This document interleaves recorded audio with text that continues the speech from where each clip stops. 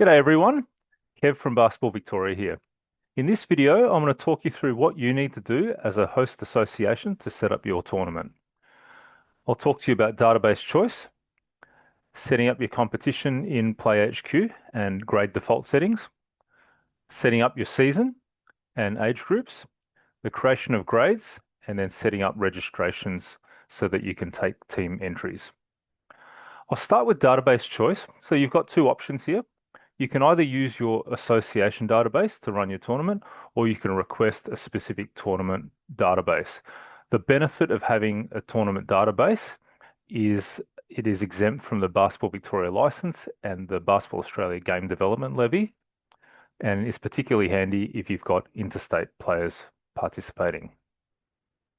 If you would like to request a tournament-specific database, please visit support.playhq.com. Scroll down a bit, hit the Contact Us button, follow the prompts for Basketball Victoria, and request that via a support request.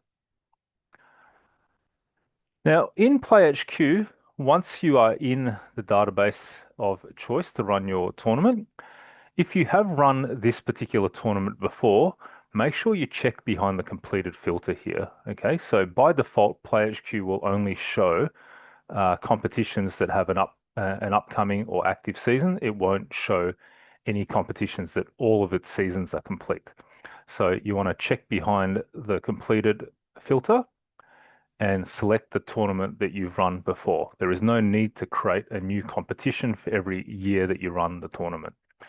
So in this case, I'm going to run the APBA tournament. So click into the tournament. The first thing you should always do before you set up is to check the settings. Now, it's important to check the settings, and in particular the default settings, because any grade that you create from now on will automatically inherit the settings configured in here.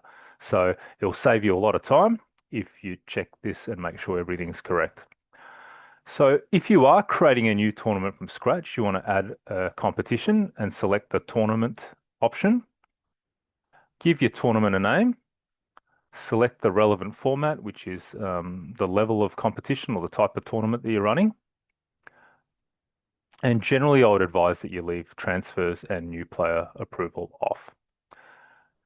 And as touched on before, in here you've got your game default settings and your grade default settings.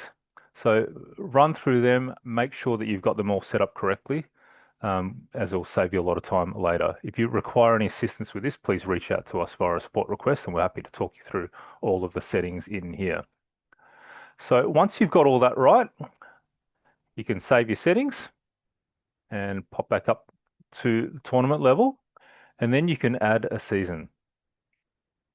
There also is the option to roll over a season, but generally we recommend that you add a season from scratch, unless of course you know that last season's settings are perfect. So for this one here, I'm going to set up the 2025 edition of my tournament. And my tournament is going to be run over let's say it's going to be run on the 13th and the 14th of September. And the venues that I'm going to use include, say it's going to be Knox Basketball Stadium and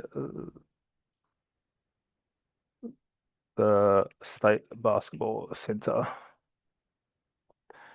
Now, I like to make my season hidden at this stage. I prefer to make all my grades visible initially, hide the season. So then once I've finished my fixturing, I just flick one switch to make it all visible.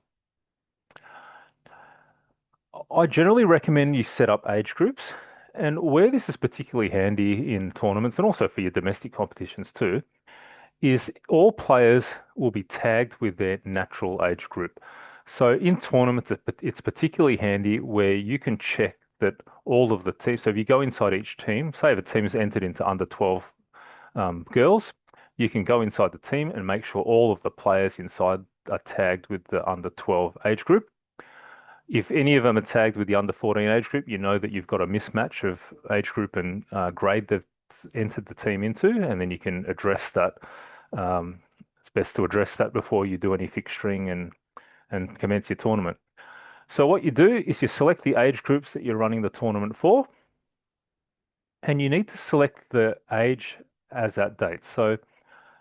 In but what it essentially does is PlayHQ will calculate and allocate a natural age group for a player based on a particular date.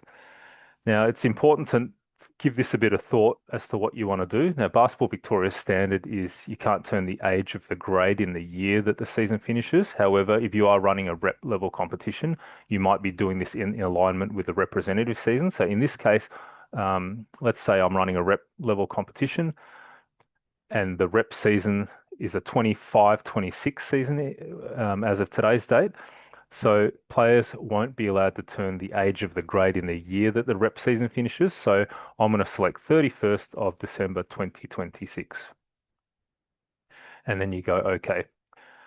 And it'll automatically work this out for you. But at the bottom, the lowest age group, you need to set I guess, a bottom age for that age group.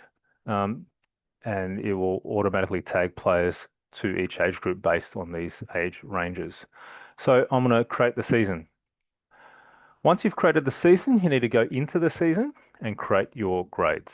So I'm going to create the grades one by one.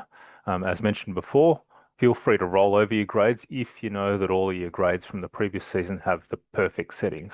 Otherwise, I suggest you create the grades from scratch where it will inherit the default settings that you configured at competition level. And then by all means in future seasons, roll over your season. So I'm just going to create a couple grades for demonstration purposes. So I'll create an under 12 boys, A grade.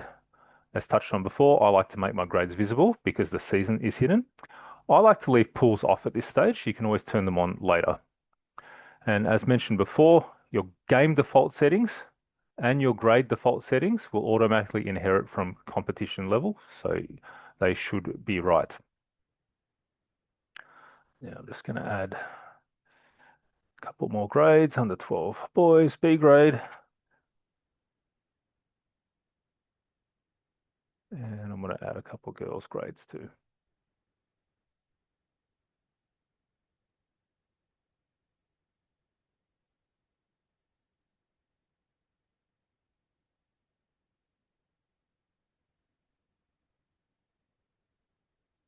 Okay. Once your grades are configured, it's time to set up registrations. So generally with tournaments, you've got two methods of registration. Um, if it is a club, especially if it's a representative level competition, you want to be setting up club registrations, okay? Because in most cases, you want the rep club to enter the teams. So the rep club administrator will enter the teams on behalf of all the teams, and you will collect payment off them via invoice. So I'm going to start with that one. And quite often at this point when you're setting it up, you might not know all of the clubs that are registering. So what you should do is set up this for all the clubs that you do know are participating, and you might get contacted by a particular rep club asking to be invited, and then you can invite them at a later date. So I'm going to invite some clubs. I'm going to invite that club, and I'm going to invite Kev's club. And what you want to set here are the dates for opening and closing for team entries for representative clubs or clubs that you're inviting to your tournament. Doesn't necessarily have to be representative clubs. So generally, I would open it any day before today, and I would close it a couple weeks out from before the tournament. Just allow yourself enough time to finalize registrations and produce the fixture in advance of the tournament starting. So my tournament commences on the 13th, so I might say let's close it at the end of August. And I always like to set it to 11:55 p.m. so people have all day to get that in. Over here, you could set the fee that you want to charge as a host association per player that registers to their club for the tournament. Now, in a lot of cases, it will be $0, but you can charge a fee if you like, and turn on your terms and conditions. So anyone who registers to their club for my tournament has to agree to my terms and conditions. So you save that, and then that's all ready to go. And the clubs that I've configured in here they've been invited to the tournament. And if you need to invite any more, you can go into club and then hit manage and then add more clubs in upon request. Now, other tournaments, now this might work in conjunction with an independent team registration, but if you're running an internal competition and you don't want to necessarily have teams, you just want independent players or team managers to register their team, you can use the team to season and participant to team form. So I'm going to set up a team to season form. With the registration period start date for team entries for independent teams, I like to set that to any day before today. And the end date, I'll set to the same date, 31st of August, and at 11:55 p.m.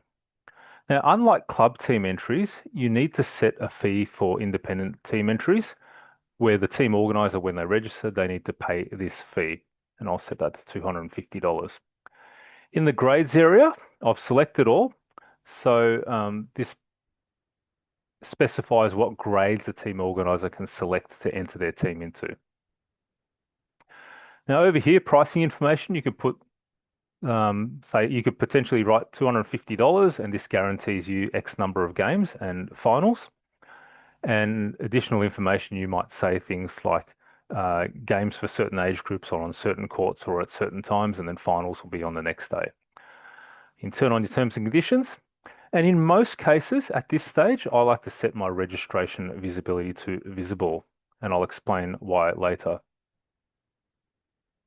Now, once you've saved that, you also need to set up your participant team form. This is where participants of independent teams will register direct into their team via a link that's automatically provided at the point of team registration to the team organizer, who then forwards it on to all of the players in that team. So again, you want to set your participant to team registration form opening date to any day before today. Now, unlike the team registration, I like to set the closing date of player registrations for independent teams to the day of the tournament.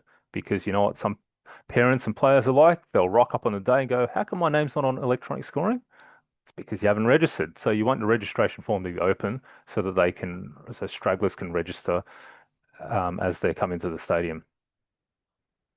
Now over here, the fee. Now, as I said, with club player registrations, you can set a fee, an association charge fee per player if you like. In this case, I'm not going to charge that, and I'm definitely not charging my coaches and team managers. Similarly, you could put some information here if you like, but at this stage, I tend to find that players who are coming to the tournament know the deal. They've been briefed by their team organizer, so it's less relevant here. But if you like, you put information here, and I'll definitely turn on your terms and conditions. And then you save that and say that, explain why you're not charging a fee. Once you finish the participant to team link, I'll just scroll down here to the team to season area. You've got this registration link for this team to season form. You could copy this link and advertise this so that independent team organizers can register. However, I prefer to do it a different way and keep this link up my sleeve for a later date.